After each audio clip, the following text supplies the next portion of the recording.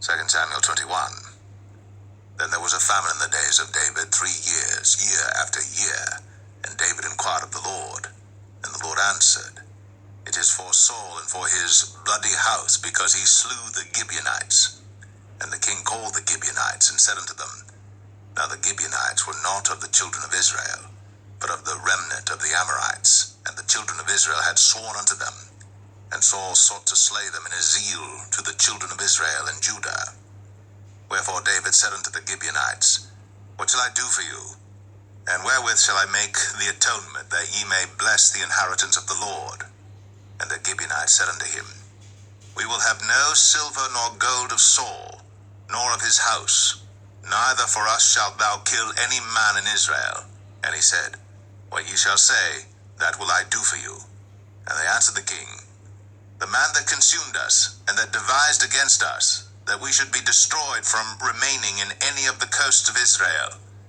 Let 7 men of his sons be delivered unto us, and we will hang them up unto the Lord in Gibeah of Saul, whom the Lord did choose. And the king said, I will give them. But the king spared Mephibosheth, the son of Jonathan, the son of Saul, because of the Lord's oath that was between them, between David and Jonathan, the son of Saul. But the king took the 2 sons of Rizpah, the daughter of Aiah, whom she bare unto Saul, Armoni and Mephibosheth, and the 5 sons of Michal, the daughter of Saul, whom she brought up for Adriel, the son of Barzillai, the Maholathite. And he delivered them into the hands of the Gibeonites, and they hanged them in the hill before the Lord. And they fell all 7 together, and were put to death in the days of harvest, in the first days, in the beginning of barley harvest. And Rizpah, the daughter of Aiah, took sackcloth, and spread it for her upon the rock, from the beginning of harvest until water dropped upon them out of heaven, and suffered neither the birds of the air to rest on them by day, nor the beast of the field by night. And it was told David what Rizpah, the daughter of Aiah, the concubine of Saul, had done.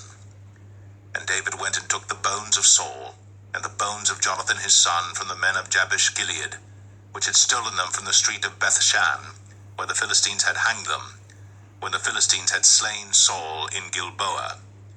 And he brought up from thence the bones of Saul, and the bones of Jonathan his son, and they gathered the bones of them that were hanged. And the bones of Saul and Jonathan his son buried they in the country of Benjamin in Zelah, in the sepulchre of Kish his father. And they performed all that the king commanded, and after that God was entreated for the land. Moreover, the Philistines had yet war again with Israel, and David went down, and his servants with him, and fought against the Philistines, and David waxed faint. And Ishbi-Benob, which was of the sons of the giant, the weight of whose spear weighed 300 shekels of brass in weight, he being girded with a new sword, thought to have slain David. But Abishai the son of Zeruiah succored him, and smote the Philistine, and killed him. Then the men of David sware unto him, saying, Thou shalt go no more out with us to battle, that thou quench not the light of Israel.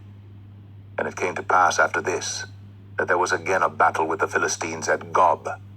Then Sibbechai the Hushathite slew Saph, which was of the sons of the giant. And there was again a battle in Gob with the Philistines, where Elhanan the son of Jaare-Oregim, a Bethlehemite, slew the brother of Goliath the Gittite, the staff of whose spear was like a weaver's beam. And there was yet a battle in Gath, where was a man of great stature, that had on every hand 6 fingers, and on every foot 6 toes, 24 in number. And he also was born to the giant. And when he defied Israel, Jonathan the son of Shemaiah, the brother of David, slew him. These 4 were born to the giant in Gath, and fell by the hand of David, and by the hand of his servants.